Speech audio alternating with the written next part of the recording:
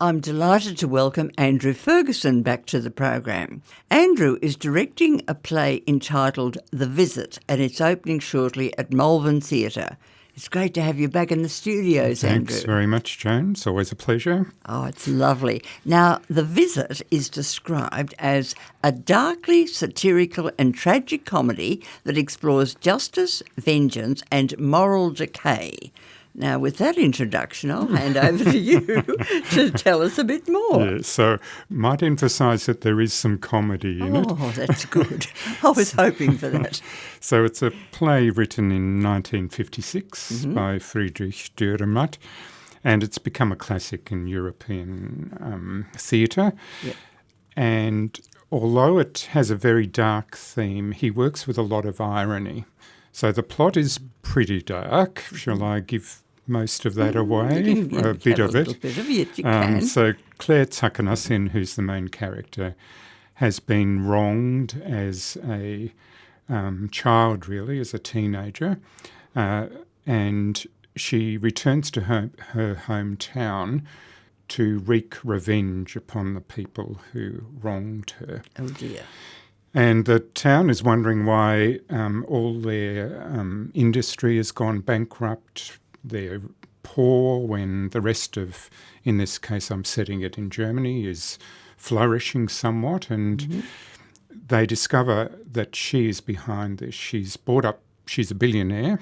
She's up to her 8th marriage, which causes a bit of mirth when it's announced on stage with her 8th husband. 8th husband, wow. And most of them have been rich enough to ensure that she has more money than she knows what to do with.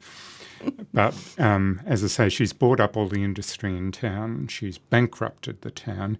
And now she makes this appalling offer to the town that if they kill the person who did her wrong initially, she will give them a huge amount of money. And so it's, for my mind, I think it's very relevant for today. It's about what extreme wealth and extreme poverty, what are the kinds of effects on a society, and people who have that money, how they can corrupt society.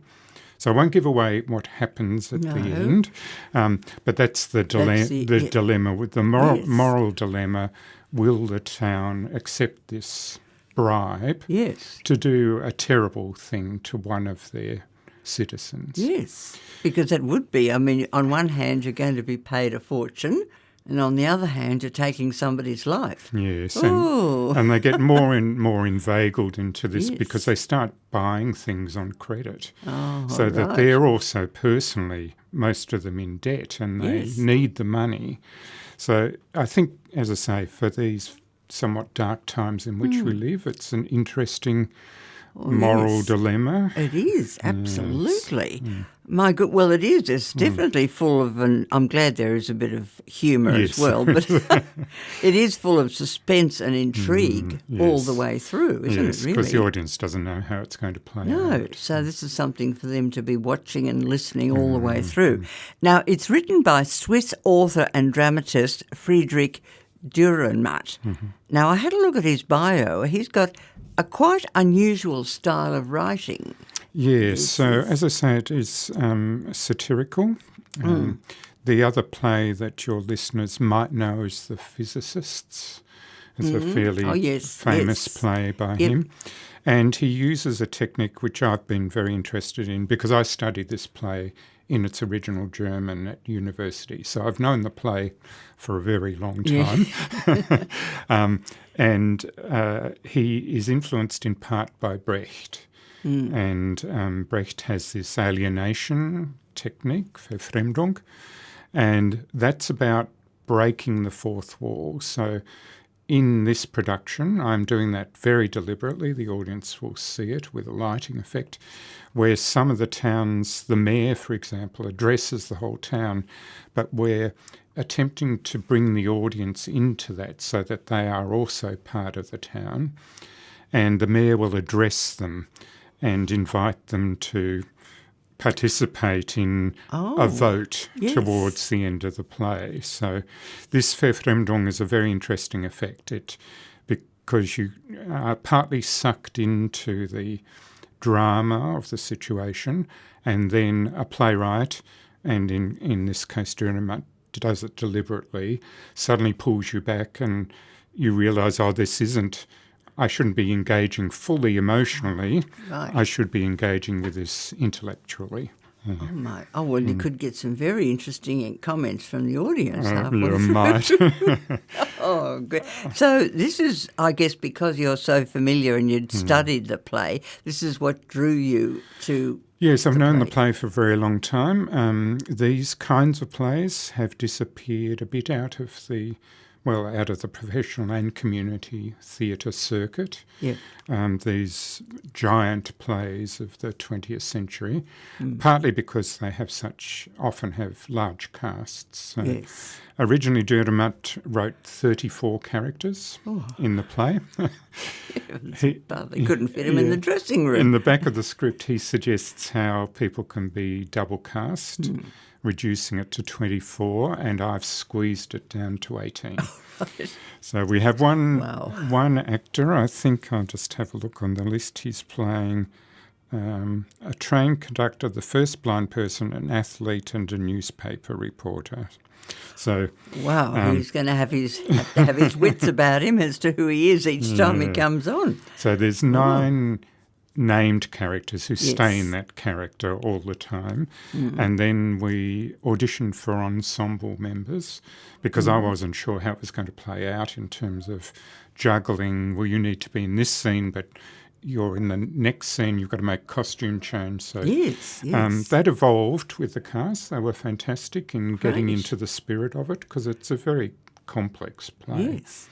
And so we have 9 ensemble members who are playing multiple roles each, which is exciting for them. It would be. Yes, because, you rush off and you think, okay, now I've got to change, I've got to be a blind person now, or whatever it might be. And furthermore, they're also moving the set. Oh, right. So I don't have a backstage crew. The audience will see the cast members moving the set, which I've simplified as best I can. Yes. So who do you have in your cast? Well, the 2 leads are Pam Christie-Burkett, who's playing Claire Tsakanassin. I've had the pleasure of directing with her and indeed acting with her. You have, yes. In fact, I interviewed the both of you for 84 Charing Cross Road. Yes. So, and I directed her in a play called Switzerland several years ago. Yes. And the artistic director of Malvern Theatre Company, who's Nicholas Sapolsky, is playing the other lead, Anton Schill. Oh, you've got a wonderful, two wonderful leads there. Yeah, and a mixture of people I've worked with before and new people to the company. So it's been great. It's great. And they've all got on board. Oh, they've gelled. They're willing to take on anything, which is incredible, really. It is, yes. So you can relax from that point of view. Well, I've thrown a lot of challenges at them and they've risen to them. They haven't stamped their foot and rushed out or anything? Well, not yet. No. You've still got 2 weeks to go. Yes. No, I don't anticipate that. I think it sounds to me as though they're really invested in the play. Yes, and because it is so unusual, I think people have got into the spirit of that, of presenting something quite different from what community theatre normally tackles. Because there's nothing, I don't know of any other company who have done anything like this before. No, or maybe not for a while. The last big one that people might remember was MTC, did the play with Zoe Caldwell in the lead, but many decades ago. Yes. But as I say, these plays of the 20th century seem to have disappeared off the circuit, and I think it's important that we don't forget that they're sitting there. Absolutely, because they're so rewarding for everybody, for the audience and for the cast as well. Yes. It's terrific. Well, as I say, in the synopsis it mentions that the play explores the dark side of human nature, especially societal compromise, so there is going to be a lot for the audience to take away and to think about. Yeah, definitely. And that's going to be something that'll be good for them. I hope it'll be really engaging for the audience. absolutely. Now, when is the play set? I think you said it was written in 1956. Yeah, so the playwright says, as they often do now, Yes. and so I've decided for good reasons, I think, to set it in the Weimar Republic in Germany, so in the 1920s, time when there was a whole lot of creativity in the arts. Yep. There was a lot of hedonism and also increasing monetary inflation, which ultimately led to the Third Reich, as we know. And I've picked that time partly because, for me, it's a very interesting time in German history, or German-speaking history, I should say. And also I've drawn on German expressionist cinema to influence the design of it. So if people think of Nosferatu or Dr. Caligari, those kinds of films with dark shadows, and we're hoping to achieve some of that in the production as well. So, the costumes obviously will reflect that era as well, won't they? Yes, well, to be honest, the 1920s is far more interesting than the 1950s in terms of costumes. Well, that's true, it would be. I'm sort of picturing 1920s as a very flamboyant flapper era, yes, but it won't be quite that, no, will it won't be that. It's set in a it'll rural town, but it was a time when people were experimenting with fashion, and there was money. Well, in this case, they get the money from going to debt, but they're able to buy things that they wouldn't normally do and dress in a style that's more flamboyant. Yes. Oh, wow. Oh. Well, it must be fun for the wardrobe people having to outfit 18 cast members. Yeah, well, 34 different roles.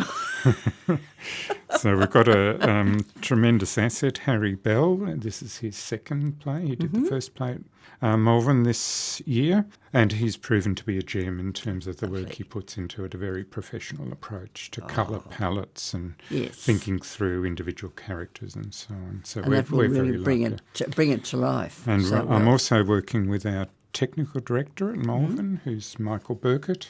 Oh, yes. Been in place since 2021. A young person I found, at Charing Cross Road, he was there. And he's really assisted the company in increasing our capabilities technically.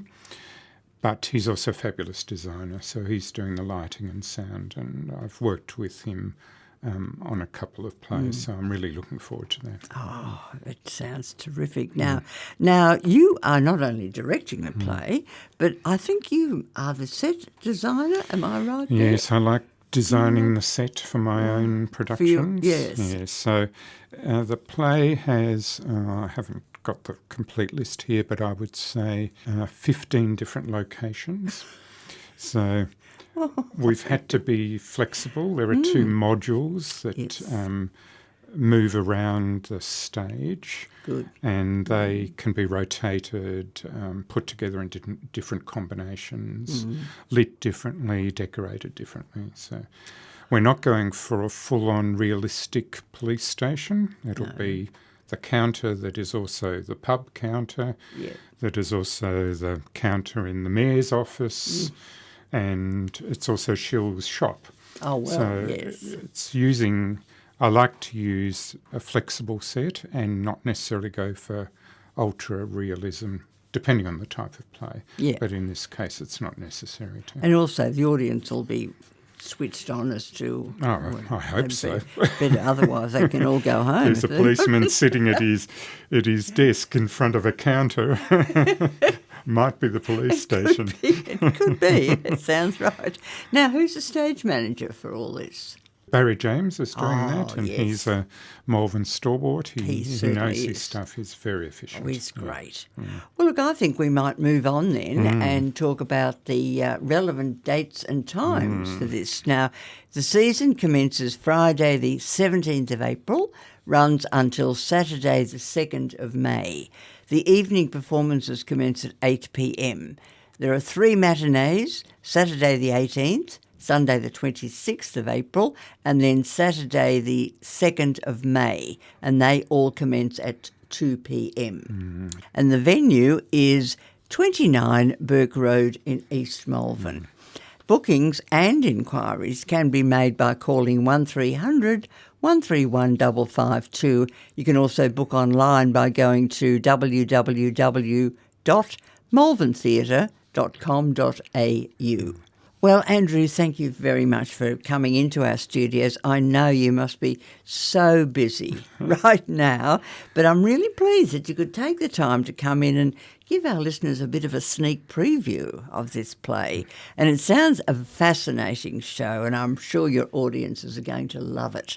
So from all of us here at GDR, I want to wish you, your cast and crew, everyone connected with the production, chookers for a great opening night and a successful season with The Visit. Thank you very much, Joan. It's a pleasure.